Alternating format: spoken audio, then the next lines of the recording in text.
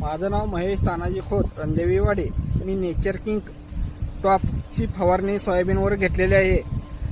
सोयाबीनची पानं त्यांनी भरपूर हे झालेले आहेत, रुंदी झालेले आहे, उंचीला सोयाबीन एक नंबर वाढलेला आहे. त्यानंतर आता फुलकळीला आलेला आहे. एक फवारणीमध्ये भरपूर मला रिझल्ट त्यानं आलेला आहे.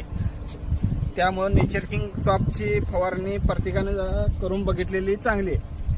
त्यानंतर सोयाबीन उंचीला त्यानं भरपूर वाढलेला आहे. आता एका फवारणीतच माझं सोयाबीन गुडघ्या एवढा आलेला आहे. आता फुलकळी चालू आहे.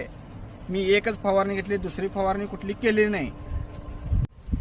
नेचर किंग ड्रिप मी ह्याची आळवणी केलेली आहे. रोपं लावून 7-8 दिवस झाले. त्यानंतर फुटवा त्यानं भरपूर चांगला जोमाने उंची उसाची म्हणजे वाढलेली आहे. एक नंबरच आळवणी केल्यामुळे फरक चांगलाच पडलेला आहे. माझं रोप लावून 7 ते 8